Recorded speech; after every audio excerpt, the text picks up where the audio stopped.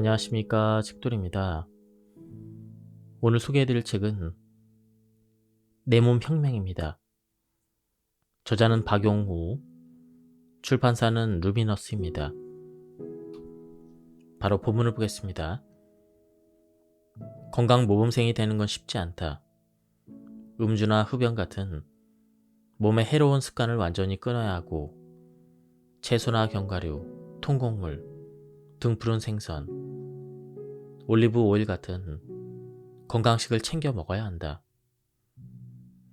규칙적으로 운동도 해야 하고 하루 7시간 이상 숙면도 취해야 한다. 스트레스를 그때그때 풀기 위해 명상과 반신욕, 요가 등에도 시간을 할애해야 한다. 매년 정기검진도 빼먹지 말아야 한다. 그런데 이렇게 평생을 사는 사람들이 과연 얼마나 될까? 나부터도 이런 과제를 매일 수행해야 되는 건강 모범생이 될 자신은 없고 그렇게 살고 싶지도 않다. 방송에도 많이 소개되었지만 나는 애주가이다. 열심히 건강식을 챙겨 먹고 규칙적으로 운동을 하는 이유는 술을 마시기 위해서이다.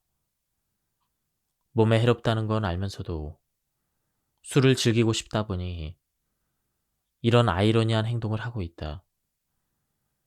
성격이 내성적인 편이라 술이 들어가야 사람들과 거리감 없이 잘 어울리다 보니 모임에 나가면 술을 마시지 않을 수 없다. 그래서 술 외에 몸에 나쁜 것은 아예 끊어버리기로 했다. 설탕과 밀가루 음식을 거의 먹지 않고 술을 마실 때는 회나 수육 같은 담백한 단백질 안주를 즐긴다. 게다가 1년에 한두 달은 음주 안식어를 둬서 아예 술을 한 모금도 마시지 않는다. 음주 안식어에는 사람들 만나는 걸 가급적 피하고 운동을 더 열심히 한다. 간에게 휴식을 주고 술로 인한 뱃살을 줄이면서 더 건강한 몸을 만들고 또다시 술을 즐기기 위한 나름의 고육책이다. 대부분의 사람들은 지금 당장 불편한 증상이 없으면 건강하다고 생각한다. 건강을 바라보는 의사와 환자의 눈높이 차이가 여기서 생긴다. 배가 아프면 마사지셔 두고 병원에 달려간다. 혹은 암 같은 심각한 질병이면 어쩌지? 이런 불안감 때문이다. 가슴이 답답하거나 뻐근하면 혹시 심장에 이상이 있는 건 아닌지 노심초사한다. 무릎 통증이 있으면 패치를 사다 붙이고 소염 진통제를 열심히 복용한다. 그런데 뱃살이 붙어서 허리 사이즈가 늘어나는 데는 크게 관심이 없다. 그저 나이살로 치부해버리는 경우가 대부분이다. 건강검진 결과에서 혈압과 혈당, 콜레스테롤, 중성지방 수치가 올라가 있어도 지금 당장 불편한 증상이 없으니 대수롭지 않게 생각하는 사람들도 많이 있다. 의사가 투약을 권해도 평생 복용해야 된다는 부담감에 어떻게든 약물 복용을 피하려고 한다. 역설적이지만 혈압이나 혈당, 콜레스테롤 수치가 약을 복용해야 될 정도로 아예 높게 진단되는 게 환자에게 차라리 더 나을 수도 있다는 생각이 가끔 든다. 건강검진 결과 혈압이 135에서 90, 공복 혈당이 115, LDL 콜레스테롤이 150 정도 나오면 의사 입장에서 약을 처방하기가 애매하다. 약물 처방 없이 생활 습관을 개선해 뱃살만 빼도 수치가 정상으로 좋아질 수 있기 때문이다. 그런데 환자의 태도를 보면 적극적으로 노력해 정상으로 돌려놓는 의지가 보이지 않는다. 그렇다고 처방 없이 그냥 보내자니 찜찜하다. 이런 상황이 환자에게는 어떻게 생각될까? 검사 결과 정상은 아니라고 한다. 약을 먹어야 하냐고 물어보니 의사의 태도가 애매하다. 적극적으로 약을 처방하려 하지 않는 것 같고, 일단 식이 조절과 운동을 권한다. 뱃살을 먼저 빼보라고 한다. 그러면 환자는 이렇게 생각한다. 혈압과 혈당이 조금 높기는 하지만 아직 내 건강에 약을 쓸 정도로 나쁜 건 아니구나. 식이요법과 운동으로 뱃살을 빼야 수치가 떨어진다는 비약물요법을 의사가 처방했지만 약을 처방받지 않은 환자들은 아직 진짜 환자는 아니라는 생각에 적극적으로 뱃살을 빼려 하지 않는다.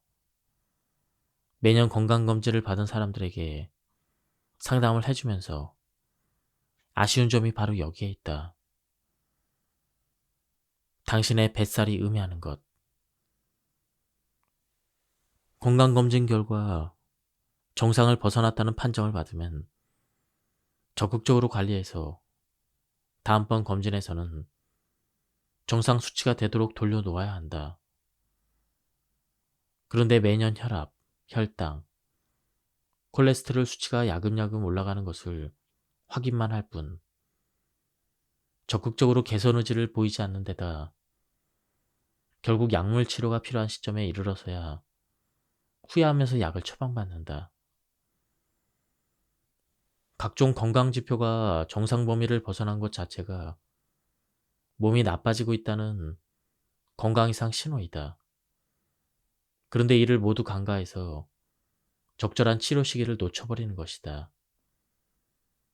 이미 혈관의 노화와 동맥경화는 한참 진행돼서 돌리기 어려운 상태가 되었다.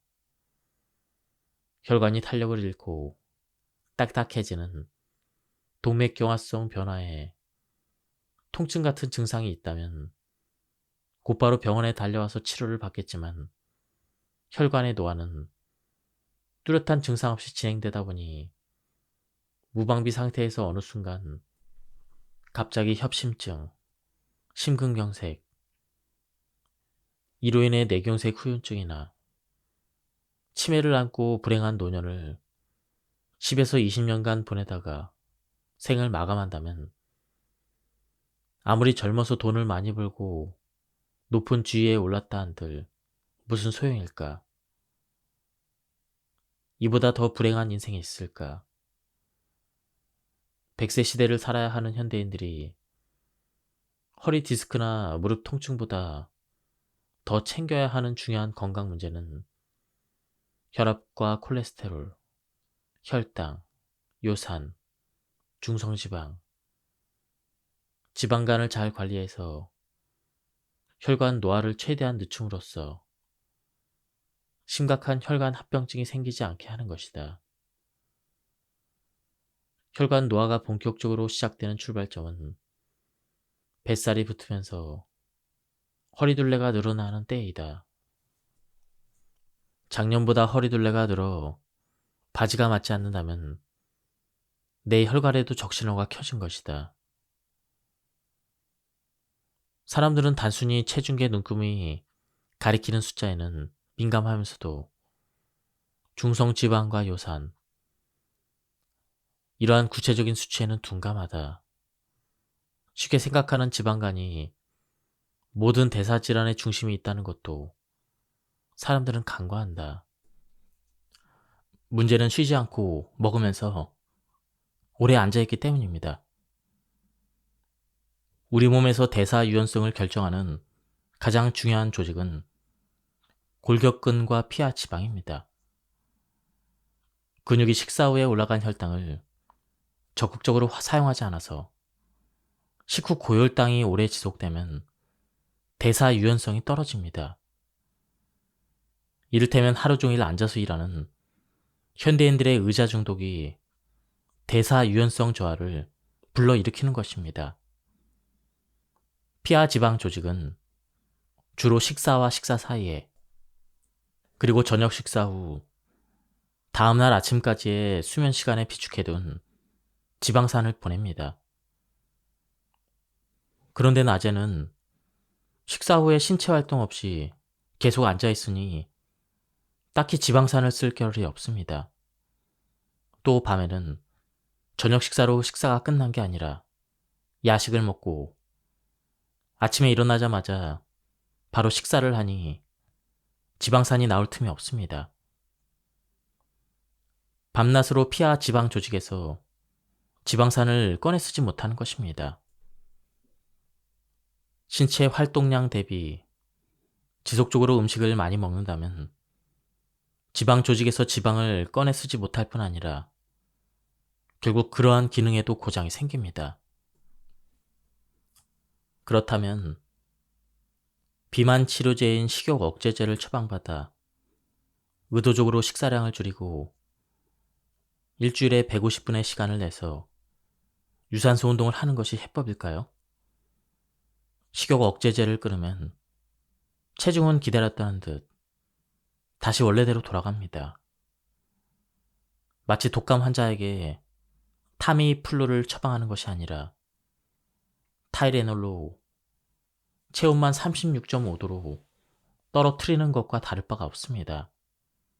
약효가 떨어지면 다시 열이 올라갈 텐데 단지 체온을 36.5도로 계속 유지하기 위해 타이레놀만 규칙적으로 복용하는 것이 맞는 치료일까요? 하지만 현재의 비만 치료는 이 같은 식으로 이루어지고 있습니다. 치료의 목표를 건강한 몸이 아닌 체중계의 눈금으로 잡았기 때문입니다. 살을 빼는 이유와 목표는 체중계의 숫자가 아니라 인슐린 저항성을 개선해서 건강한 몸으로 되돌리는 것이어야 합니다. 인슐린 저항성이 개선되면 체중과 뱃살은 자연스럽게 줄어듭니다. 동반된 징후였던 혈압과 혈당, 중성지방, 콜레스테롤 수치도 개선됩니다. 비만이라는 단어 대신 대사 이상 체중이라는 단어를 써야 한다고 주장하는 이유입니다. 저자는 간헐적 단식이 우리의 대사를 정상으로 돌리는데 효과가 있다고 설명하고 있습니다. 그 부분에 대해서 보도록 하겠습니다. 단식이 중요한 게 아니라 먹어야 하는 날 잘 챙겨 먹어야 안정시 대사율을 유지할 수 있으므로 칼로리를 계산하지 말고 배불리 잘 먹어야 합니다. 간헐적 단식의 효과를 제대로 얻으려면 잘 굶는 건 못지않게 식사하는 시간 동안 잘 챙겨 먹는데도 방점을 찍어야 합니다. 시중에 유행하는 간헐적 단식에는 여러 가지 방법이 있습니다. 여기에서는 그동안 내가 공부하고 직접 체험한 것들을 토대로 가장 합리적이고 효과적이라고 생각되는 방법들을 소개해 보려고 합니다. 일반적인 간헐적 단식과는 몇 가지 차이점이 있습니다. 첫째, 음식의 종류를 가린다는 점이죠. 일반적인 간헐적 단식은 음식의 종류를 가리지 않습니다. 단식하는 시간만 철저하게 지키면 어떤 음식이든 마음껏 먹어도 괜찮다고 주장하죠. 그래서인지 설탕, 밀가루 같은 평소 즐기던 음식을 금하거나 섭취량을 줄여야 하는 저칼로리 다이어트 방법이 싫어져서 간헐적 단식을 선택했다는 사람들이 있습니다. 만약 다이어트가 아니라 건강을 위해 소식을 실천하겠다는 목적을 갖는다면 그렇게 나쁜 방법은 아닙니다. 하지만 망가진 내 몸을 회복시키기 위해, 즉 인슐린 저항성을 개선하기 위해 간헐적 단식을 활용하려 한다면 아무 음식이나 먹기보다는 몸에 좋은 음식을 챙겨 먹는 것이 원하는 결과에 빨리 도달할 수 있는 최선의 방법입니다. 둘째, 24시간 공복을 철저히 지켜야 합니다. 5대2 간헐적 단식으로 알려져 있는 격일 완화 단식은 일주일 중 5일을 마음껏 먹고 나머지 2일은 하루 500칼로리 정도만 먹게 되는 것입니다. 단 식사하는 날 하루 종일 굶는 게 아니라 평소 식사의 약 3분의 1에서 4분의 1만 먹는 것이죠. 나는 칼로리가 중요하지 않다고 주장해왔습니다. 전날 마지막 식사로부터 24시간의 공복을 지키는 것이 훨씬 더 중요합니다. 따라서 전날 오후 6시에 저녁 식사를 했다면 단식하는 오늘 저녁 6시까지는 물만 마시면서 단식의 효과를 극대화해야 합니다. 물론 저녁 6시 이후에는 칼로리 따지지 말고 푸짐하게 식사하면 됩니다. 저녁 식사가 아닌 아침 식사로 격일화된 단식을 해도 됩니다. 아침 식사 후에 다음날 아침 식사를 할 때까지 24시간의 공복을 철저히 지키는 것이죠. 개인적인 경험으로는 오후 4시에서 5시쯤 이른 저녁 식사를 푸짐하게 하고 24시간 단식을 실천할 때 내 몸이 가장 편했습니다. 24시간의 공복을 주 1회에서 2회 실천하는 것이 내가 가장 권하는 간헐적인 식사법이죠. 셋째, 매일 14시간의 공복을 유지한다. 쉽게 말해 14대10 간헐적 단식을 하는 것입니다. 시간 제한 다이어트 중에는 16대8 간헐적 단식이 일반 사람들에게 가장 널리 알려진 방법입니다. 매일 16시간의 공복을 유지하고 8시간 동안만 음식을 먹는 방법이죠. 실제 단식 효과는 12시간보다는 14시간이, 14시간보다는 16시간이 큽니다. 문제는 나머지 8시간 동안 내 몸에서 필요로 하는 영양소들을 충분히 섭취할 수 있는가에 있습니다. 영양학적 지식이 풍부하다면 8시간 동안 필요한 단백질, 필수 지방산 등 이런 영양소를 충분히 얻을 수가 있습니다. 하지만 단순히 아침을 거르거나 저녁을 안 먹는 것으로 16대8 간헐적 단식을 하고 있다고 착각하는 사람들은 저칼로리 다이어트를 매일 하고 있는 것과 다름없습니다. 이런 사람은 안정 대사율이 떨어지고 근육 손실이 생기는 것을 피할 수 없게 됩니다. 16대8이든 14대10이든 어떤 간헐적 단식을 하더라도 하루 3회에서 4회에 걸쳐 단백질 섭취를 꼭 해야 합니다.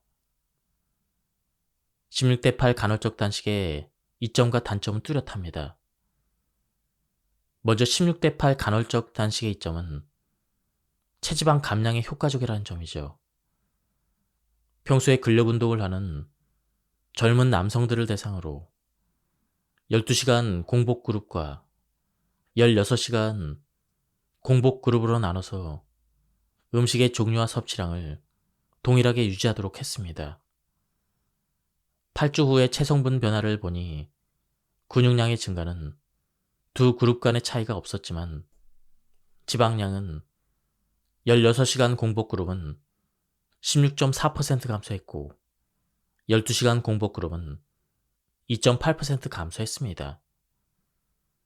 근육량은 최대한 늘리고 지방량은 최대한 줄여야 하는 것이 근력 운동을 하는 목표라면 16대8 간헐적 단식은 일반 식사보다 체지방 감량에 유리합니다.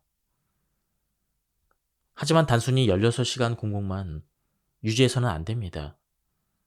잘 챙겨 먹으면서 운동을 병행해야 얻을 수 있는 결과입니다. 일반 사람들에게 8시간 동안 필요한 영양소를 충분히 얻는 식사를 하도록 권하는 것은 조심스럽습니다. 이것이 내가 생각하는 16대8 간헐적 단식의 단점입니다. 따라서 14시간 공복을 잘 유지하면서 10시간 동안 잘 챙겨 먹는 것이 현실적이고 실천하기 쉽습니다. 이것을 매일 실천하면 건강 체중을 만드는 데 도움이 됩니다.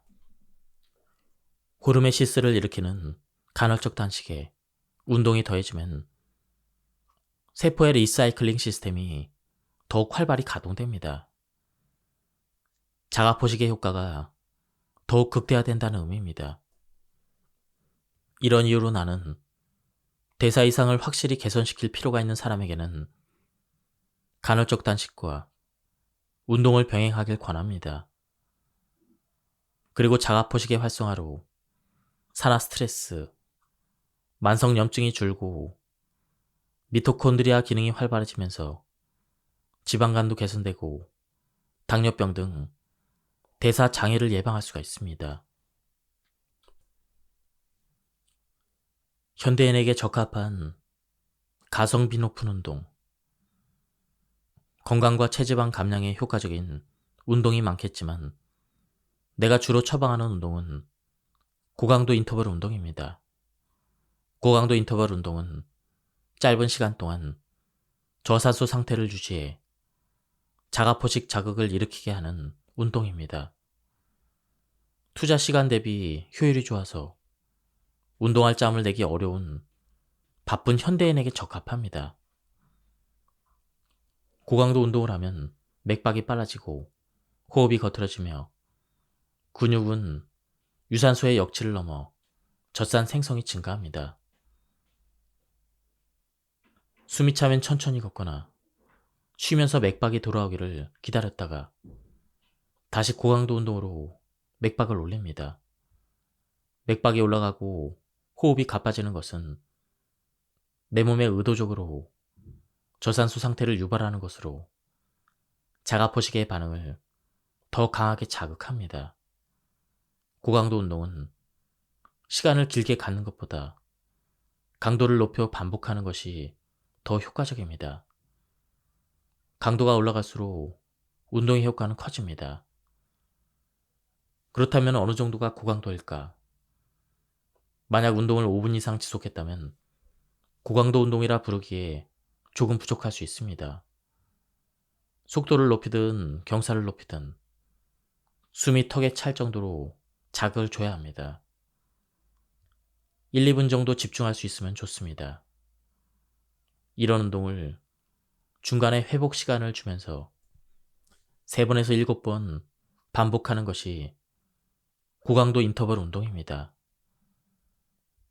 예를 들어 시속 8에서 12km로 30초에서 1분을 뛰고 숨이 차면 속도를 5km로 낮춰서 2, 3분 걷다가 호흡이 돌아오면 다시 속도를 높여서 뜁니다. 이때 이전 고강도 운동으로 숨이 덜 찼다면 속도를 조금 더 올려봅니다. 고강도 운동은 실내에서도 가능합니다. 스쿼트 동작을 10회에서 20회 시행하고 1, 2분 정도 쉬었다가 다시 반복합니다. 다시 강조하지만 고강도 운동은 시간보다 강도가 더 중요합니다. 따라서 준비 운동을 하더라도 30분을 넘길 필요는 없습니다. 고강도 운동은 근육세포의 마이코카인 분비를 강하게 자극해 대사의 유연성을 높여주고 인슐린 저항성을 빠르게 개선시킵니다. 유산소 운동에 비해 심폐지구력을 빠르게 개선시킬 뿐 아니라 미토콘드리아 합성 증가, 지방산 연소 증가, 그 밖에 여러 가지 좋은 효과도 빠르게 나타납니다. 다음은 일상에서 쉽게 할 수 있는 고강도 인터벌 운동입니다. 먼저 고정식 자전거입니다. 30초간 숨이 턱에 찰 정도로 페달을 가능한 한 빠르게 힘들게 밟는다. 그러고 나서 2에서 4분간 페달을 천천히 밟으면서 숨이 돌아오기를 기다린다. 또다시 30초간 페달을 빠르게 그리고 힘들게 밟는다. 다시 2에서 4분간 천천히 페달을 밟는다. 이것을 15분에서 30분 동안 반복한다. 다음은 트레드밀입니다. 5분 정도 워밍업을 시속 5에서 6km 걷는다. 30에서 60초를 시속 8에서 12km로 숨이 턱에 찰 정도로 강하게 걷는다. 그러고 나서 1에서 3분간 시속 5km로 걷는다. 이것을 10분에서 20분 동안 반복한다. 다음은 계단 오르기입니다. 5에서 15층을 가급적 빠른 속도로 걸어 올라간다. 숨이 턱까지 차면 천천히 걸어 내려오거나 엘리베이터를 타고 내려온다. 숨이 돌아오면 다시 계단을 빠른 속도로 걸어 올라간다. 이것을 15에서 30분간 반복한다. 다음은 의자 중독에 대한 부분입니다. 꼼짝 않는 시간이 1시간씩 길어질수록 허리 둘레와 중성지방 등의 수치가 올라가고 몸에 이로운 HDL 콜레스테롤 수치가 떨어집니다. 이는 수면과 운동 시간을 보정해도 동일한 상관관계를 보였습니다. 반면 하루 총 신체 활동량이 많을수록 심폐지구력이 좋을수록 각종 대사지표가 좋았습니다. 결국 하루 30분 운동하는 것보다는 얼마나 많이 움직였는지가 중요한 것입니다. 의자 중독은 시간의 총량보다는 지속성이 더 중요한 관건입니다.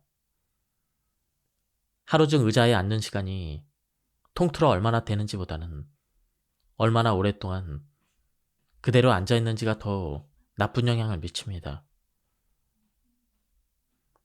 식사 후에 포도당, 인슐린, 중성지방의 상승폭이 적을수록 건강한 모임입니다. 그런데 앉아있는 시간이 길면 상승폭이 커져서 건강에 악영향을 줍니다. 30분에 한 번씩은 자리에서 일어나야 합니다. 그게 어렵다면 적어도 1시간마다 일부러 일어서서 스트레칭을 하거나 5분 정도 가볍게 걸어줘야 합니다. 의자 중독에서 벗어나야 향후 만성질환에 걸릴 위험을 낮출 수가 있습니다. 식후 혈당 스파이크를 막는 비결. 혈당 스파이크를 막는 첫 번째 비결은 식후에 움직이는 것입니다. 밖으로 나가서 걷고 움직여야 합니다. 식사 후 최소 10에서 20분 걷기를 생활하면 식후 혈당을 효과적으로 낮추고 혈당 스파이크를 예방할 수가 있습니다. 물론 유산소 운동이나 근력 운동을 하면 식후 혈당을 훨씬 더 의미 있게 낮출 수 있지만 걷기만 해도 사이클링과 비슷한 혈당 안정화 효과가 있다는 연구 결과가 있습니다. 혈당 관리를 위해서라면 걷기는 식전보다는 식후가 좋습니다. 하루에 한 번에 몰아서 30분을 걷기보다는 매번 식후에 10분씩 하루 3회 걷는 게 도움이 된다는 연구 결과도 있습니다. 음식의 종류도 중요합니다. 혈당을 빠르게 높이는 음식, 다시 말해 당지수가 높은 음식을 먹게 되면 식후에 혈당 스파이크가 잘 생깁니다. 당지수란 포도당의 혈당 상승 속도를 100이라고 했을 때 음식별로 혈당의 상승 속도를 상대적으로 비교한 수치입니다.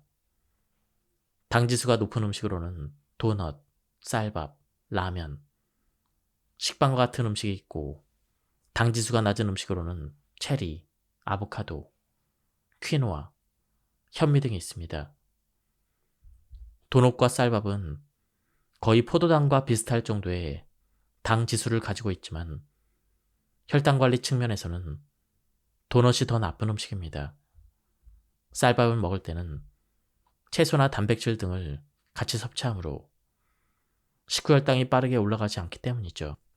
쌀밥을 콩밥이나 현미밥으로 바꿔 먹으면 당지수를 낮출 수가 있습니다. 음식을 먹는 순서도 식후 혈당 관리에 영향을 미칩니다. 바로 밥부터 먹기보다는 채소와 단백질 반찬으로 어느 정도 배를 채운 뒤 밥을 먹으면 혈당이 오르는 속도가 확실히 더뎌집니다. 실제 식사를 하면서 연속 혈당 측정기로 혈당을 7시간 비교해보면 이런 경우 혈당이 거의 올라가지 않거나 천천히 올라갔습니다. 또한 라면이나 칼국수처럼 탄수화물만 먹는 것보다는 채소와 양질의 단백질, 좋은 지방이 담긴 음식을 골고루 먹었을 때 혈당이 천천히 올라갔습니다. 당지수가 높은 음식을 첫 식사로 먹으면 그 다음 식사에서 당 지수가 낮은 음식을 먹어도 혈당이 평소보다 더 올라가는 경향을 보이지만, 거꾸로 당 지수가 낮은 음식을 첫 식사로 먹으면 그 다음 식사에서 당 지수가 높은 음식을 먹더라도 혈당이 아주 높게 올라가지 않았습니다. 앞에서 말한 세컨드밀 효과 때문입니다. 따라서 아침부터 과일 주스나 과일을 갈아 넣은 해독 주스를 마시는 경우 점심에 식후 혈당이 더 올라 위험해질 수 있다는 것에 주의해야 합니다. 음식의 성질을 이용해 식후 혈당을 낮추는 방법도 있습니다. 쌀과 같은 전분 성질의 탄수화물 음식을 조리한 뒤 5도 미만의 냉장고에 4시간 이상 보관한 다음 데워서 먹으면 바로 먹는 것보다는 혈당이 크게 오르지 않습니다. 냉장고에 4시간 이상 밥을 놓아두면 크리스털화라고 해서 몸에 들어왔을 때 소화효소에 의해 쉽게 분해되지 않는 저항성 전분으로 바뀝니다. 그러면 섭취했을 때 채소처럼 소화가 안 되고 그냥 대장으로 내려가서 장내 유익균의 먹이가 됩니다. 냉장고에 보관한 찬밥을 전자레인지에 데워도 저항성 전분은 없어지지 않기 때문에 따뜻한 밥을 먹으면서도 식후 혈당을 낮출 수가 있습니다. 그런가 하면 식사 시에 식초가 들어간 음식을 먹는 것도 혈당 관리에 도움이 됩니다. 식초는 혈당을 낮추는 효과가 있기 때문이죠. 식전에 물에 희석한 식초를 소주잔에 한 장 정도 미리 마시는 것도 도움이 될 수가 있습니다. 과당이 몸에 나쁘다면 제로 음료는 마음껏 먹어도 괜찮을까? 과당이 건강에 해롭다고 하니 설탕이나 액상과당 대신 인공 감미료를 넣은 제품들이 등장해 과당이 제로임을 강조하고 있습니다. 심지어 소주에도 이런 유행에 편승해 과당 제로 소주임을 강조한 제품이 나왔습니다. 실제로 소주에 들어간 과당은 미미할 수밖에 없는데 과당보다 더 건강에 안 좋은 알코올을 함유하고 있으면서 과당 제로를 강조하고 있으니 이런 넌센스가 없습니다. 그렇다면 과당 대신 인공 감미료가 함유된 식품을 먹는 것은 괜찮을까요? 제로 칼로리 콜라는 아무리 마셔도 몸에 문제가 없을까요? 아스파탐, 아세설 팜칼슘, 수크랄로스 등과 같은 인공 감미료들은 극소량만 넣어도 단맛이 강하게 나타납니다. 단맛에 이미 중독된 사람에게 단맛을 끊으라고 하는 건 고문이나 다름없습니다. 무언가 대체할 수 있는 게 필요합니다. 이런 사람들에게는 과당 음료보다는 차라리 인공 감미료 음료를 마시라고 권하는 것이 낫습니다. 그렇다면 단맛에 중독되지 않은 사람들은 어떨까요? 맘 편히 마시라고 권해도 될까요? 사실 과당보다 낫지만 인공 감미료가 우리 몸에 좋다고 하기는 어렵습니다. 제로 칼로리 음료를 꾸준히 마시는 경우 대사증후군이나 당뇨병 발생 위험이 증가한다는 역학 연구 논문들이 있습니다. 혀에서는 단맛이 느껴지는데 인슐린이나 렙틴 호르몬을 자극하지 않으니 호르몬을 교란시켜 나중에 복부 비만이 더 잘 생길 수도 있습니다. 무엇보다 단맛은 단맛을 부릅니다. 건강을 생각해서 제로 칼로리 음료를 마셨다면 결국 또 다른 단맛을 찾게 됩니다. 인공 감미료가 심각한 부작용을 유발한다는 객관적인 자료는 아직까지 없지만 장기간 섭취했을 때 인체에 유해하지 않은지도 확인하기 어렵습니다. 건강한 수면을 위한 팁. 건강을 위해서는 적어도 7시간 이상 수면을 취해야 하며 특히 첫 4시간이 중요합니다. 깊은 수면이 이 시간에 많이 일어나기 때문입니다. 중간에 깨도 다시 나머지 3시간을 더 잘 수 있으면 되는 것이죠. 잠이 부족하면 집중력이 떨어지고 머릿속에 안개가 낀 것처럼 멍해집니다. 시도 때도 없이 졸리고 쉽게 피로해집니다. 간헐적 단식으로 식이 조절을 하고 아무리 운동을 열심히 해도 수면의 질이 떨어지면 사상 누각에 불과합니다. 건강한 수면 습관을 만드는 실천 방법에는 어떠한 것들이 있을까요? 첫 번째, 규칙적인 시간에 자고 일어납니다. 내 생활 습관에 맞게 잠자리에 드는 시간과 일어나는 시간을 가급적 일정하게 유지하도록 노력하는 것입니다. 생체 시계를 나의 서카디안 리듬에 맞추는 것이죠. 주중에 생긴 수면 빗을 해결하기 위해 주말에 늦잠을 자는 경우가 많이 있습니다. 토요일에 늦게 자고 늦게 일어나면 일요일 밤에 잠들기 어렵습니다. 또 다음 일주일간 수면 리듬이 깨질 수 있어 바람직하지 않습니다. 주말에도 잠자리에 드는 시간과 아침에 일어나는 시간을 평일에 비해서 2시간이 넘지 않게 하는 것이 좋습니다. 두 번째는 햇빛을 사용하는 것이죠. 아침에 알람 소리에 깨서 눈을 떴을 때 수면 시간이 조금 부족하다면 밖에 나가 20분 정도 햇빛을 쬐는 것이 도움이 됩니다. 잠자리에 누웠을 때 쉽게 잠들지 못한다면 낮 시간에 20분 정도 햇볕을 쬐는 것도 좋습니다. 낮에 햇볕을 많이 받으면 세로토닌 생성이 늘어납니다. 이것이 밤에 멜라토닌 분비를 늘려서 푹 잠들 수 있도록 도움을 줍니다. 세 번째, 수면에 방해가 되는 카페인과 술을 멀리합니다. 카페인과 술과 담배는 모두 수면을 방해하는 대표적인 물질입니다.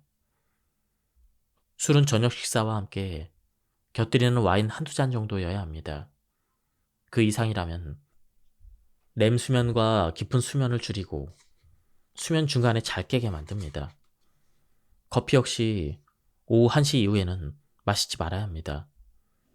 디카페인 커피에도 카페인이 들어있습니다. 네 번째, 침실 환경을 수면 공간 모드로 바꿉니다. 침실은 잠을 자기 위한 공간으로만 활용해야 합니다. 실내 온도는 약간 선선하게 유지합니다. 침실 안은 최대한 어둡게 만듭니다. 창문에 두꺼운 커튼을 쳐서 햇빛과 외부 불빛을 차단하는 것이 필요합니다. 또한 침대에서 업무를 보는 것은 삼가합니다. 다섯 번째, 잠들기 2시간 전부터는 블루라이트를 차단합니다. 텔레비전과 컴퓨터, 태블릿, 스마트폰 등의 불빛은 잠자기 들기 2시간 전부터 눈의 망막에 들어오지 않게 해야 합니다. 여섯째, 낮잠을 잘 활용합니다. 수면 시간이 부족해서 낮의 시간에 졸음이 쏟아질 때는 짧은 낮잠을 자는 것이죠. 다만 오후 2시 이전이라면 20분 정도가 적당하고 30분을 넘겨서는 안 됩니다. 저녁 식사 후에 TV를 보면서 깜빡 조는 경우가 있는데 이것도 낮잠에 해당합니다. 오후 늦게 낮잠을 자면 숙면을 방해하기 때문에 불면증이 있다면 아예 낮잠을 자지 않는 것이 좋습니다. 일곱 번째, 위장을 편안하게 만든다. 저녁에 과식을 해서 속이 더부룩하면 숙면에 방해가 되기 때문에 저녁 식사는 적어도 취침 3시간 전에 끝내는 것이 좋습니다. 아무리 배가 고파도 잠이 오지 않는데 이럴 때는 플레인 요거트나 오이 당근 같은 가벼운 간식을 조금 먹는 것이 숙면에 도움을 줍니다. 여덟 번째, 부교감신경을 활성화한다. 스트레스를 받으면 교감신경이 항진됩니다. 지속적인 스트레스 상황에서는 숙면이 어려워지는 부작용이 생깁니다.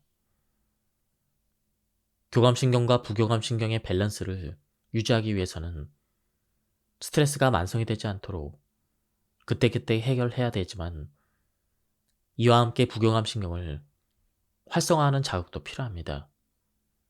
이를테면 명상을 하거나 가벼운 음악 감상으로 마음을 달래는 것이 부교감신경 활성화에 도움이 됩니다. 여기에 미지근한 물로 샤워를 하거나 가볍게 스트레칭을 하면 숙면에 빠질 수가 있습니다. 9번째, 규칙적으로 운동을 합니다.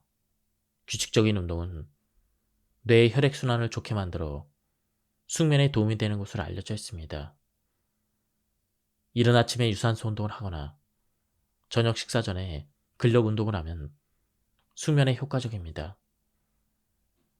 잠자리에 들기 직전에 하는 격렬한 운동은 교감신경을 자극해 오히려 숙면에 방해가 되기 때문에 저녁 식사 후에는 가볍게 산책을 즐기는 정도가 숙면에 도움이 됩니다. 10번째, 숙면에 대한 강박에서 벗어난다. 잠을 잘 자야 다음날 일을 잘할 수 있다는 강박을 갖게 되면 잠을 자기가 더욱더 어려워집니다. 다음날 해야 되는 일이 머릿속에 맴돈다면 잠자리에 들기 2시간 전부터 다음날 해야 되는 일들을 기록해 봅시다. 그리고 각 문제에 대한 해결책을 써봅니다. 평소에 종이와 펜을 침대 옆에 두는 것도 좋습니다. 잠자리에 들었는데 갑자기 걱정거리가 떠올랐다면 종이에 적은 뒤에 다음날 아침에 고민하기로 하고 강박에서 벗어납시다. 마지막으로 숙면에 도움이 되는 음식이나 영양 보충제의 도움을 받습니다. 숙면을 취하는 고정적인 방법에는 잠들기 전에 따뜻한 우유 한 잔을 마시는 것이 있습니다. 멜라토닌을 복용하는 것도 해볼 수가 있습니다. 처음에는 0.5에서 3mg으로 시작하는데 취침 30분 전에 복용하면 됩니다. 영양제인 마그네슘을 복용하는 것도 숙면에 도움이 됩니다. 녹차에 들어있는 테아닌도 불안을 완화시켜 숙면에 도움을 주기 때문에 필요하다면 마셔보는 것도 좋습니다. 그런데 녹차에는 카페인이 들어있기 때문에 별로 추천하고 싶진 않습니다. 지금까지 이 책에 대한 리뷰를 모두 마쳤습니다. 한번 책을 구해서 읽어보실 것을 추천드립니다. 여기서 리뷰를 마치도록 하겠습니다. 감사합니다. 안녕하십니까, 책돌입니다. 오늘 소개해드릴 책은 내 몸 혁명입니다. 저자는 박용후, 출판사는 루미너스입니다. 바로 본문을 보겠습니다. 건강 모범생이 되는 건 쉽지 않다. 음주나 흡연 같은 몸에 해로운 습관을 완전히 끊어야 하고 채소나 견과류, 통곡물, 등푸른 생선, 올리브 오일 같은 건강식을 챙겨 먹어야 한다. 규칙적으로 운동도 해야 하고 하루 7시간 이상 숙면도 취해야 한다. 스트레스를 그때그때 풀기 위해 명상과 반신욕, 요가 등에도 시간을 할애해야 한다. 매년 정기검진도 빼먹지 말아야 한다. 그런데 이렇게 평생을 사는 사람들이 과연 얼마나 될까? 나부터도 이런 과제를 매일 수행해야 되는 건강 모범생이 될 자신은 없고 그렇게 살고 싶지도 않다. 방송에도 많이 소개되었지만 나는 애주가이다. 열심히 건강식을 챙겨 먹고 규칙적으로 운동을 하는 이유는 술을 마시기 위해서이다. 몸에 해롭다는 건 알면서도 술을 즐기고 싶다 보니 이런 아이러니한 행동을 하고 있다. 성격이 내성적인 편이라 술이 들어가야 사람들과 거리감 없이 잘 어울리다 보니 모임에 나가면 술을 마시지 않을 수 없다. 그래서 술 외에 몸에 나쁜 것은 아예 끊어버리기로 했다. 설탕과 밀가루 음식을 거의 먹지 않고 술을 마실 때는 회나 수육 같은 담백한 단백질 안주를 즐긴다. 게다가 1년에 한두 달은 음주 안식어를 둬서 아예 술을 한 모금도 마시지 않는다. 음주 안식어에는 사람들 만나는 걸 가급적 피하고 운동을 더 열심히 한다. 간에게 휴식을 주고 술로 인한 뱃살을 줄이면서 더 건강한 몸을 만들고 또다시 술을 즐기기 위한 나름의 고육책이다. 대부분의 사람들은 지금 당장 불편한 증상이 없으면 건강하다고 생각한다. 건강을 바라보는 의사와 환자의 눈높이 차이가 여기서 생긴다. 배가 아프면 만사제셔 두고 병원에 달려간다. 혹은 암 같은 심각한 질병이면 어쩌지? 이런 불안감 때문이다. 가슴이 답답하거나 뻐근하면 혹시 심장에 이상이 있는 건 아닌지 노심초사한다. 무릎 통증이 있으면 패치를 사다 붙이고 소염 진통제를 열심히 복용한다. 그런데 뱃살이 붙어서 허리 사이즈가 늘어나는 데는 크게 관심이 없다. 그저 나이살로 치부해버리는 경우가 대부분이다. 건강검진 결과에서 혈압과 혈당, 콜레스테롤, 중성지방 수치가 올라가 있어도 지금 당장 불편한 증상이 없으니 대수롭지 않게 생각하는 사람들도 많이 있다. 의사가 투약을 권해도 평생 복용해야 된다는 부담감에 어떻게든 약물 복용을 피하려고 한다. 역설적이지만 혈압이나 혈당, 콜레스테롤 수치가 약을 복용해야 될 정도로 아예 높게 진단되는 게 환자에게 차라리 더 나을 수도 있다는 생각이 가끔 든다. 건강검진 결과 혈압이 135에서 90, 공복 혈당이 115, LDL 콜레스테롤이 150 정도 나오면 의사 입장에서 약을 처방하기가 애매하다. 약물 처방 없이 생활 습관을 개선해 뱃살만 빼도 수치가 정상으로 좋아질 수 있기 때문이다. 그런데 환자의 태도를 보면 적극적으로 노력해 정상으로 돌려놓는 의지가 보이지 않는다. 그렇다고 처방 없이 그냥 보내자니 찜찜하다. 이런 상황이 환자에게는 어떻게 생각될까? 검사 결과 정상은 아니라고 한다. 약을 먹어야 하냐고 물어보니 의사의 태도가 애매하다. 적극적으로 약을 처방하려 하지 않는 것 같고 일단 식이 조절과 운동을 권한다. 뱃살을 먼저 빼보라고 한다. 그러면 환자는 이렇게 생각한다. 혈압과 혈당이 조금 높기는 하지만 아직 내 건강에 약을 쓸 정도로 나쁜 건 아니구나. 식이요법과 운동으로 뱃살을 빼야 수치가 떨어진다는 비약물요법을 의사가 처방했지만 약을 처방받지 않은 환자들은 아직 진짜 환자는 아니라는 생각에 적극적으로 뱃살을 빼려 하지 않는다. 매년 건강검진을 받은 사람들에게 상담을 해주면서 아쉬운 점이 바로 여기에 있다. 당신의 뱃살이 의미하는 것. 건강검진 결과 정상을 벗어났다는 판정을 받으면 적극적으로 관리해서 다음번 검진에서는 정상 수치가 되도록 돌려놓아야 한다. 그런데 매년 혈압, 혈당, 콜레스테롤 수치가 야금야금 올라가는 것을 확인만 할 뿐 적극적으로 개선 의지를 보이지 않는 데다 결국 약물 치료가 필요한 시점에 이르러서야 후회하면서 약을 처방받는다. 각종 건강 지표가 정상 범위를 벗어난 것 자체가 몸이 나빠지고 있다는 건강 이상 신호이다. 그런데 이를 모두 간과해서 적절한 치료 시기를 놓쳐버리는 것이다. 이미 혈관의 노화와 동맥경화는 한참 진행돼서 돌리기 어려운 상태가 되었다.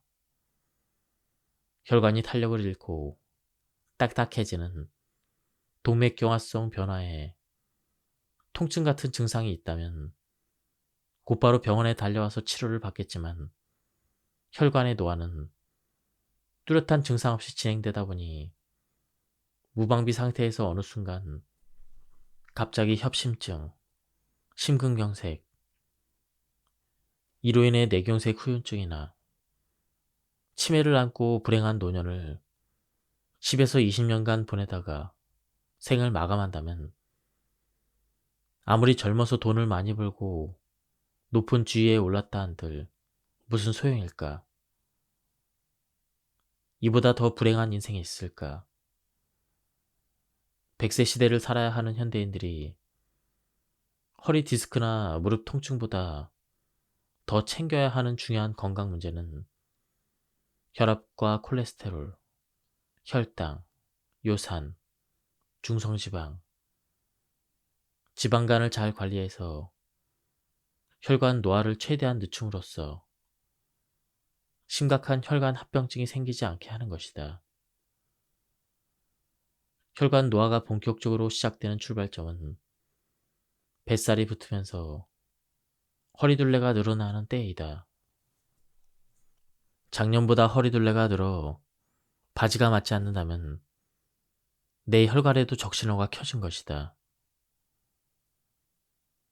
사람들은 단순히 체중계 눈금이 가리키는 숫자에는 민감하면서도 중성지방과 요산, 이러한 구체적인 수치에는 둔감하다. 쉽게 생각하는 지방간이 모든 대사질환의 중심이 있다는 것도 사람들은 간과한다. 문제는 쉬지 않고 먹으면서 오래 앉아있기 때문입니다. 우리 몸에서 대사 유연성을 결정하는 가장 중요한 조직은 골격근과 피하 지방입니다. 근육이 식사 후에 올라간 혈당을 적극적으로 사용하지 않아서 식후 고혈당이 오래 지속되면 대사 유연성이 떨어집니다. 이를테면 하루 종일 앉아서 일하는 현대인들의 의자 중독이 대사 유연성 저하를 불러일으키는 것입니다. 피하 지방 조직은 주로 식사와 식사 사이에, 그리고 저녁 식사 후 다음날 아침까지의 수면 시간에 비축해둔 지방산을 보냅니다. 그런데 낮에는 식사 후에 신체 활동 없이 계속 앉아있으니 딱히 지방산을 쓸 겨를이 없습니다.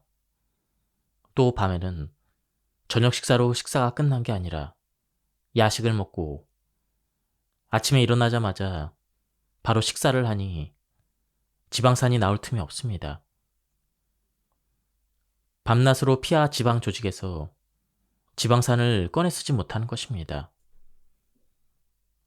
신체 활동량 대비 지속적으로 음식을 많이 먹는다면 지방 조직에서 지방을 꺼내 쓰지 못할 뿐 아니라 결국 그러한 기능에도 고장이 생깁니다.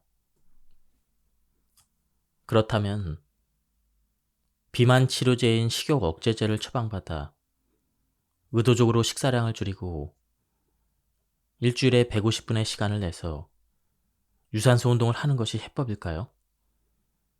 식욕 억제제를 끊으면 체중은 기다렸다는 듯 다시 원래대로 돌아갑니다. 마치 독감 환자에게 타미플루를 처방하는 것이 아니라 타이레놀로 체온만 36.5도로 떨어뜨리는 것과 다를 바가 없습니다.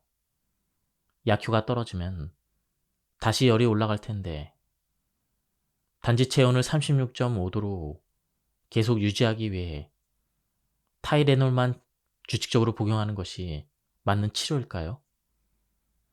하지만 현재의 비만 치료는 이 같은 식으로 이루어지고 있습니다. 치료의 목표를 건강한 몸이 아닌 체중계의 눈금으로 잡았기 때문입니다. 살을 빼는 이유와 목표는 체중계의 숫자가 아니라 인슐린 저항성을 개선해서 건강한 몸으로 되돌리는 것이어야 합니다. 인슐린 저항성이 개선되면 체중과 뱃살은 자연스럽게 줄어듭니다. 동반된 징후였던 혈압과 혈당, 중성지방, 콜레스테롤 수치도 개선됩니다. 비만이라는 단어 대신 대사 이상 체중이라는 단어를 써야 한다고 주장하는 이유입니다. 저자는 간헐적 단식이 우리의 대사를 정상으로 돌리는데 효과가 있다고 설명하고 있습니다. 그 부분에 대해서 보도록 하겠습니다.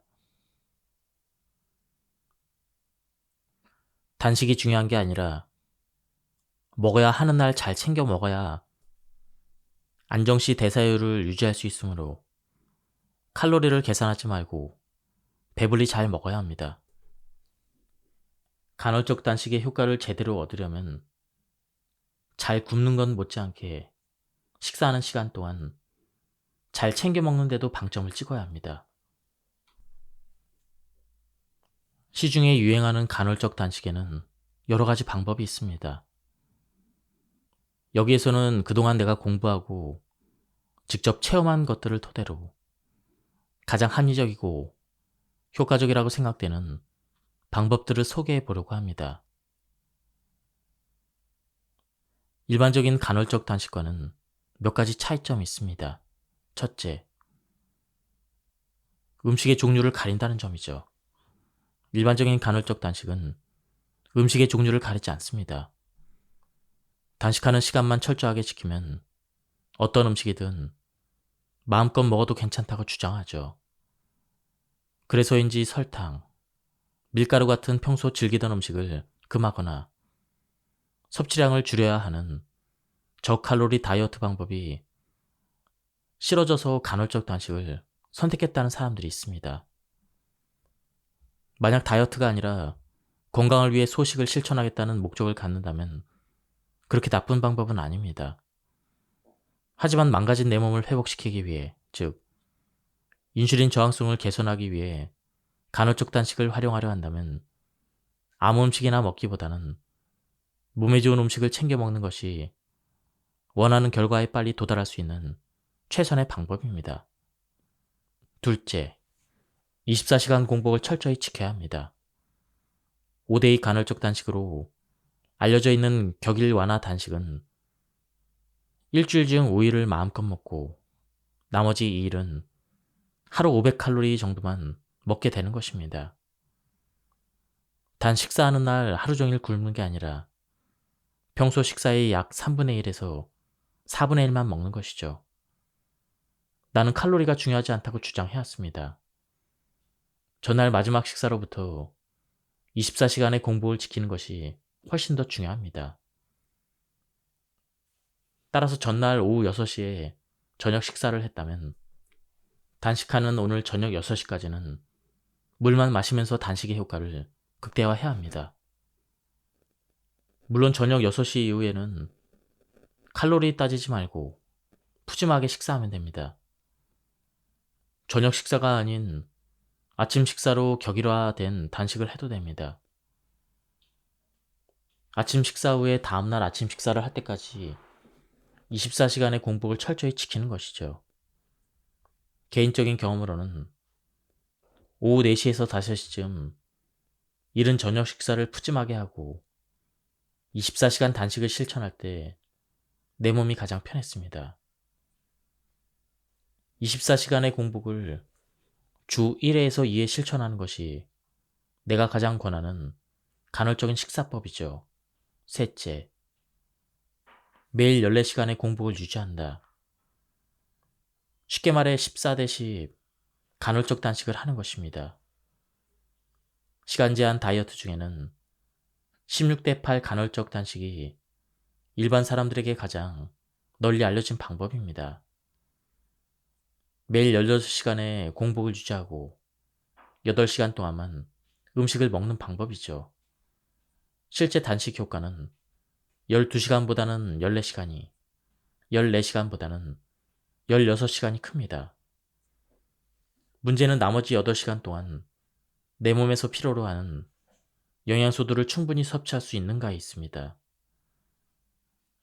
영양학적 지식이 풍부하다면 8시간 동안 필요한 단백질, 필수 지방산 등 이런 영양소를 충분히 얻을 수가 있습니다.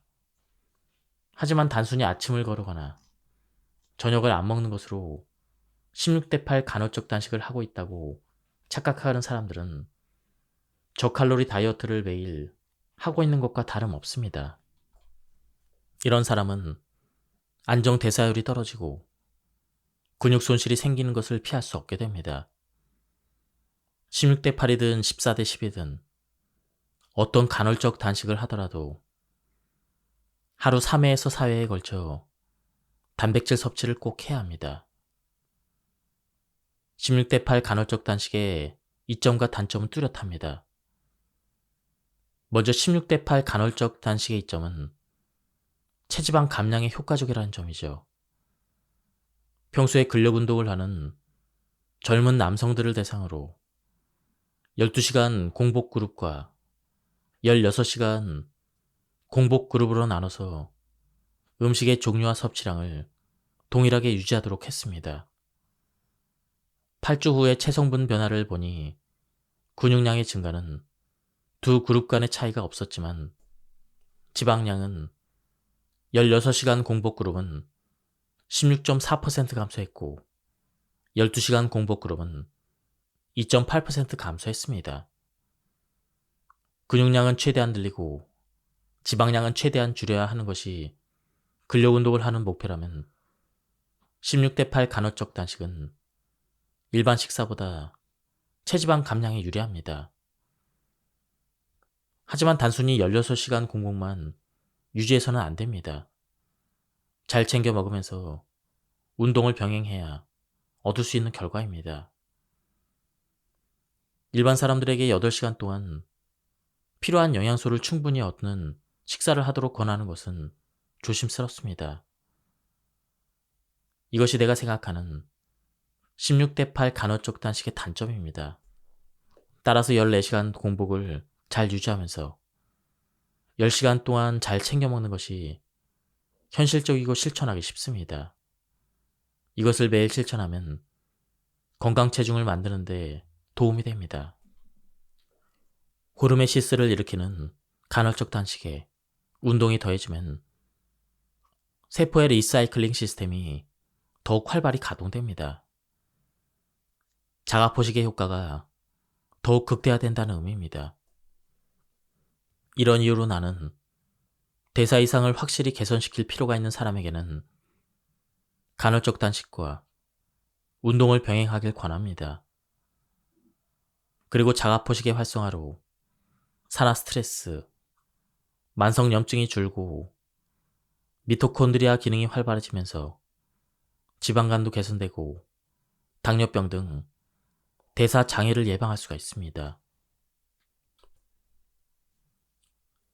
현대인에게 적합한 가성비 높은 운동,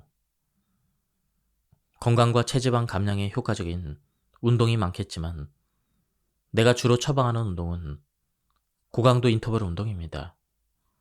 고강도 인터벌 운동은 짧은 시간 동안 저산소 상태를 유지해 자가포식 자극을 일으키게 하는 운동입니다. 투자 시간 대비 효율이 좋아서 운동할 짬을 내기 어려운 바쁜 현대인에게 적합합니다. 고강도 운동을 하면 맥박이 빨라지고 호흡이 거칠어지며 근육은 유산소의 역치를 넘어 젖산 생성이 증가합니다. 숨이 차면 천천히 걷거나 쉬면서 맥박이 돌아오기를 기다렸다가 다시 고강도 운동으로 맥박을 올립니다. 맥박이 올라가고 호흡이 가빠지는 것은 내 몸에 의도적으로 저산소 상태를 유발하는 것으로 자가포식의 반응을 더 강하게 자극합니다. 고강도 운동은 시간을 길게 갖는 것보다 강도를 높여 반복하는 것이 더 효과적입니다. 강도가 올라갈수록 운동의 효과는 커집니다. 그렇다면 어느 정도가 고강도일까? 만약 운동을 5분 이상 지속했다면 고강도 운동이라 부르기에 조금 부족할 수 있습니다. 속도를 높이든 경사를 높이든 숨이 턱에 찰 정도로 자극을 줘야 합니다. 1, 2분 정도 집중할 수 있으면 좋습니다. 이런 운동을 중간에 회복 시간을 주면서 3번에서 7번 반복하는 것이 고강도 인터벌 운동입니다. 예를 들어 시속 8에서 12km로 30초에서 1분을 뛰고 숨이 차면 속도를 5km로 낮춰서 2, 3분 걷다가 호흡이 돌아오면 다시 속도를 높여서 뜁니다. 이때 이전 고강도 운동으로 숨이 덜 찼다면 속도를 조금 더 올려봅니다. 고강도 운동은 실내에서도 가능합니다. 스쿼트 동작을 10회에서 20회 시행하고 1, 2분 정도 쉬었다가 다시 반복합니다. 다시 강조하지만 고강도 운동은 시간보다 강도가 더 중요합니다. 따라서 준비 운동을 하더라도 30분을 넘길 필요는 없습니다. 고강도 운동은 근육세포의 마이코카인 분비를 강하게 자극해 대사의 유연성을 높여주고 인슐린 저항성을 빠르게 개선시킵니다. 유산소 운동에 비해 심폐지구력을 빠르게 개선시킬 뿐 아니라 미토콘드리아 합성 증가, 지방산 연소 증가, 그 밖에 여러 가지 좋은 효과도 빠르게 나타납니다. 다음은 일상에서 쉽게 할 수 있는 고강도 인터벌 운동입니다. 먼저 고정식 자전거입니다. 30초간 숨이 턱에 찰 정도로 페달을 가능한 한 빠르게 힘들게 밟는다. 그러고 나서 2에서 4분간 페달을 천천히 밟으면서 숨이 돌아오기를 기다린다. 또다시 30초간 페달을 빠르게 그리고 힘들게 밟는다. 다시 2에서 4분간 천천히 페달을 밟는다. 이것을 15분에서 30분 동안 반복한다. 다음은 트레드밀입니다. 5분 정도 워밍업을 시속 5에서 6km 걷는다. 30에서 60초를 시속 8에서 12km로 숨이 턱에 찰 정도로 강하게 걷는다. 그러고 나서 1에서 3분간 시속 5km로 걷는다. 이것을 10분에서 20분 동안 반복한다. 다음은 계단 오르기입니다. 5에서 15층을 가급적 빠른 속도로 걸어 올라간다. 숨이 턱까지 차면 천천히 걸어 내려오거나 엘리베이터를 타고 내려온다. 숨이 돌아오면 다시 계단을 빠른 속도로 걸어 올라간다. 이것을 15에서 30분간 반복한다. 다음은 의자 중독에 대한 부분입니다. 꼼짝 않는 시간이 1시간씩 길어질수록 허리 둘레와 중성지방 등의 수치가 올라가고 몸에 이로운 HDL 콜레스테롤 수치가 떨어집니다. 이는 수면과 운동 시간을 보정해도 동일한 상관관계를 보였습니다. 반면 하루 총 신체 활동량이 많을수록 심폐지구력이 좋을수록 각종 대사지표가 좋았습니다. 결국 하루 30분 운동하는 것보다는 얼마나 많이 움직였는지가 중요한 것입니다. 의자 중독은 시간의 총량보다는 지속성이 더 중요한 관건입니다. 하루 중 의자에 앉는 시간이 통틀어 얼마나 되는지보다는 얼마나 오랫동안 그대로 앉아있는지가 더 나쁜 영향을 미칩니다. 식사 후에 포도당, 인슐린, 중성지방의 상승폭이 적을수록 건강한 모임입니다. 그런데 앉아있는 시간이 길면 상승폭이 커져서 건강에 악영향을 줍니다. 30분에 한 번씩은 자리에서 일어나야 합니다. 그게 어렵다면 적어도 1시간마다 일부러 일어서서 스트레칭을 하거나 5분 정도 가볍게 걸어줘야 합니다. 의자 중독에서 벗어나야 향후 만성질환에 걸릴 위험을 낮출 수가 있습니다. 식후 혈당 스파이크를 막는 비결. 혈당 스파이크를 막는 첫 번째 비결은 식후에 움직이는 것입니다.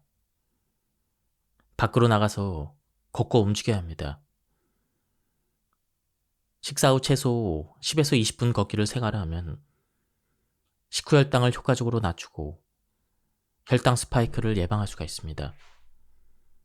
물론 유산소 운동이나 근력 운동을 하면 식후 혈당을 훨씬 더 의미 있게 낮출 수 있지만 걷기만 해도 사이클링과 비슷한 혈당 안정화 효과가 있다는 연구 결과가 있습니다. 혈당 관리를 위해서라면 걷기는 식전보다는 식후가 좋습니다. 하루에 한 번에 몰아서 30분을 걷기보다는 매번 식후에 10분씩 하루 3회 걷는 게 도움이 된다는 연구 결과도 있습니다. 음식의 종류도 중요합니다. 혈당을 빠르게 높이는 음식, 다시 말해 당지수가 높은 음식을 먹게 되면 식후에 혈당 스파이크가 잘 생깁니다. 당지수란 포도당의 혈당 상승 속도를 100이라고 했을 때 음식별로 혈당의 상승 속도를 상대적으로 비교한 수치입니다. 당지수가 높은 음식으로는 도넛, 쌀밥, 라면, 식빵과 같은 음식이 있고 당지수가 낮은 음식으로는 체리, 아보카도, 퀴노아, 현미 등이 있습니다. 도넛과 쌀밥은 거의 포도당과 비슷할 정도의 당 지수를 가지고 있지만 혈당 관리 측면에서는 도넛이 더 나쁜 음식입니다. 쌀밥을 먹을 때는 채소나 단백질 등을 같이 섭취하므로 식후 혈당이 빠르게 올라가지 않기 때문이죠. 쌀밥을 콩밥이나 현미밥으로 바꿔 먹으면 당지수를 낮출 수가 있습니다. 음식을 먹는 순서도 식후 혈당 관리에 영향을 미칩니다. 바로 밥부터 먹기보다는 채소와 단백질 반찬으로 어느 정도 배를 채운 뒤 밥을 먹으면 혈당이 오르는 속도가 확실히 더뎌집니다. 실제 식사를 하면서 연속 혈당 측정기로 혈당을 7시간 비교해보면 이런 경우 혈당이 거의 올라가지 않거나 천천히 올라갔습니다. 또한 라면이나 칼국수처럼 탄수화물만 먹는 것보다는 채소와 양질의 단백질, 좋은 지방이 담긴 음식을 골고루 먹었을 때 혈당이 천천히 올라갔습니다. 당지수가 높은 음식을 첫 식사로 먹으면 그 다음 식사에서 당 지수가 낮은 음식을 먹어도 혈당이 평소보다 더 올라가는 경향을 보이지만 거꾸로 당 지수가 낮은 음식을 첫 식사로 먹으면 그 다음 식사에서 당 지수가 높은 음식을 먹더라도 혈당이 아주 높게 올라가지 않았습니다. 앞에서 말한 세컨드 밀 효과 때문입니다. 따라서 아침부터 과일 주스나 과일을 갈아 넣은 해독 주스를 마시는 경우 점심에 식후 혈당이 더 올라 위험해질 수 있다는 것에 주의해야 합니다. 음식의 성질을 이용해 식후 혈당을 낮추는 방법도 있습니다.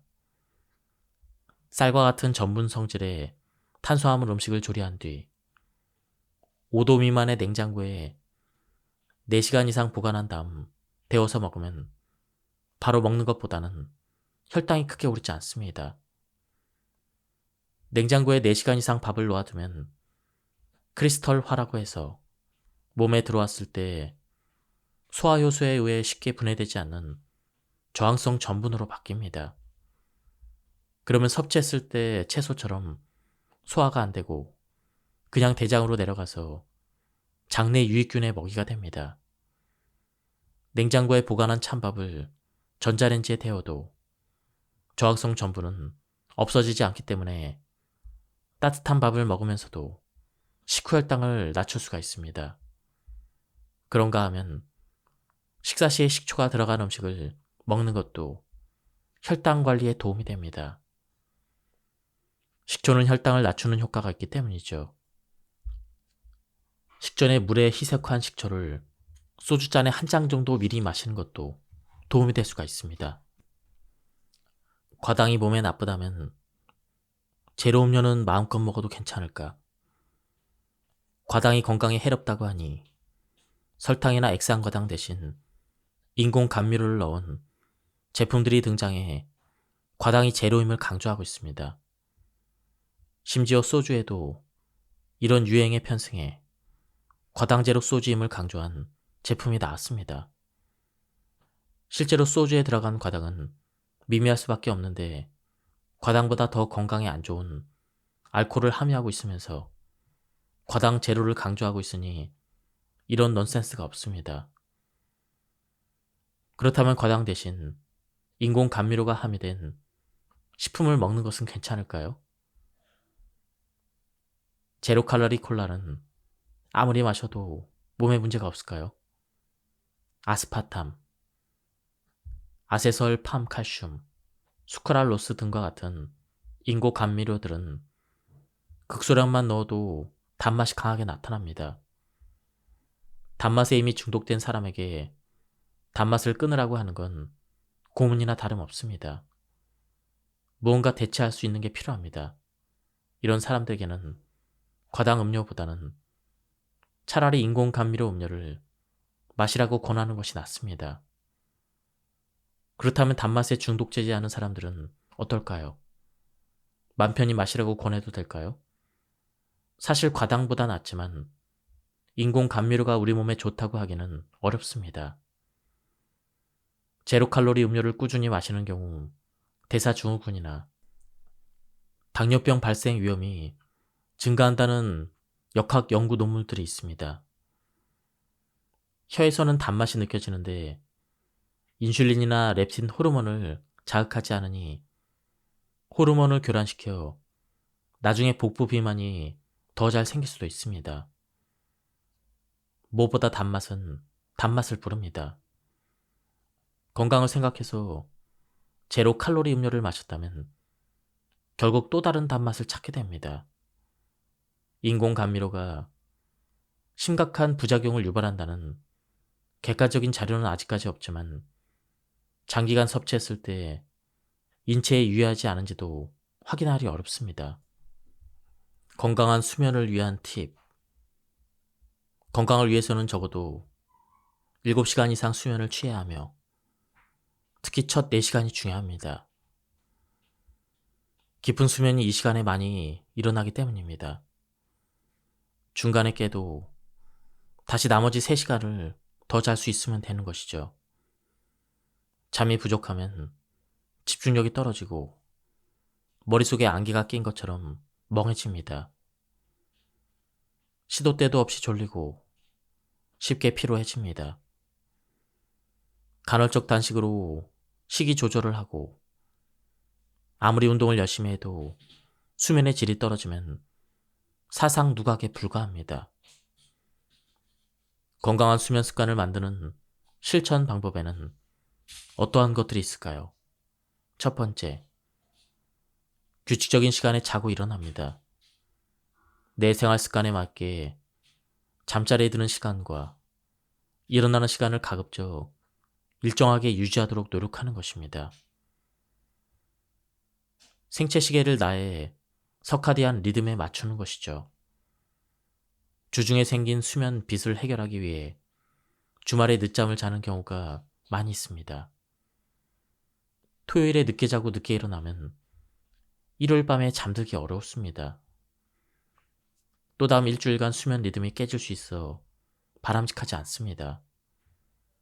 주말에도 잠자리에 드는 시간과 아침에 일어나는 시간을 평일에 비해서 2시간이 넘지 않게 하는 것이 좋습니다.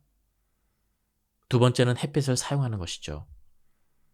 아침에 알람 소리에 깨서 눈을 떴을 때 수면 시간이 조금 부족하다면 밖에 나가 20분 정도 햇빛을 쬐는 것이 도움이 됩니다. 잠자리에 누웠을 때 쉽게 잠들지 못한다면 낮 시간에 20분 정도 햇볕을 쬐는 것도 좋습니다. 낮에 햇볕을 많이 받으면 세로토닌 생성이 늘어납니다. 이것이 밤에 멜라토닌 분비를 늘려서 푹 잠들 수 있도록 도움을 줍니다. 세 번째, 수면에 방해가 되는 카페인과 술을 멀리합니다. 카페인과 술과 담배는 모두 수면을 방해하는 대표적인 물질입니다. 술은 저녁 식사와 함께 곁들이는 와인 한두 잔 정도여야 합니다.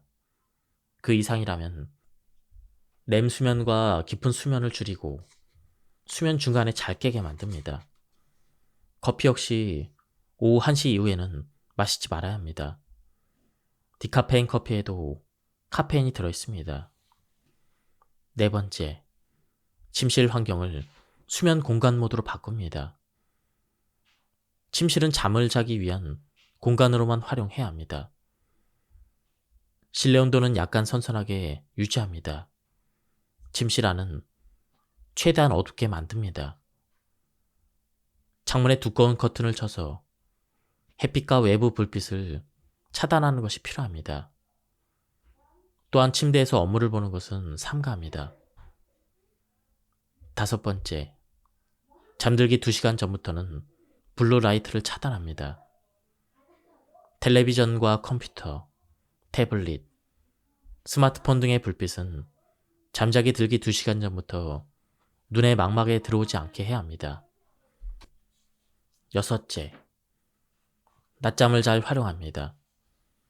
수면 시간이 부족해서 낮의 시간에 졸음이 쏟아질 때는 짧은 낮잠을 자는 것이죠.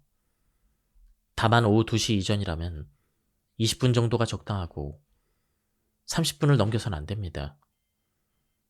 저녁 식사 후에 TV를 보면서 깜빡 조는 경우가 있는데 이것도 낮잠에 해당합니다. 오후 늦게 낮잠을 자면 숙면을 방해하기 때문에 불면증이 있다면 아예 낮잠을 자지 않는 것이 좋습니다. 일곱 번째, 위장을 편안하게 만든다. 저녁에 과식을 해서 속이 더부룩하면 숙면에 방해가 되기 때문에 저녁 식사는 적어도 취침 3시간 전에 끝내는 것이 좋습니다. 아무리 배가 고파도 잠이 오지 않는데 이럴 때는 플레인 요거트나 오이 당근 같은 가벼운 간식을 조금 먹는 것이 숙면에 도움을 줍니다. 여덟 번째, 부교감신경을 활성화한다. 스트레스를 받으면 교감신경이 항진됩니다. 지속적인 스트레스 상황에서는 숙면이 어려워지는 부작용이 생깁니다. 교감신경과 부교감신경의 밸런스를 유지하기 위해서는 스트레스가 만성이 되지 않도록 그때그때 해결해야 되지만 이와 함께 부교감신경을 활성화하는 자극도 필요합니다. 이를테면 명상을 하거나 가벼운 음악 감상으로 마음을 달래는 것이 부교감신경 활성화에 도움이 됩니다. 여기에 미지근한 물로 샤워를 하거나 가볍게 스트레칭을 하면 숙면에 빠질 수가 있습니다. 아홉 번째, 규칙적으로 운동을 합니다. 규칙적인 운동은 뇌의 혈액순환을 좋게 만들어 숙면에 도움이 되는 것으로 알려져 있습니다. 이른 아침에 유산소 운동을 하거나 저녁 식사 전에 근력 운동을 하면 숙면에 효과적입니다.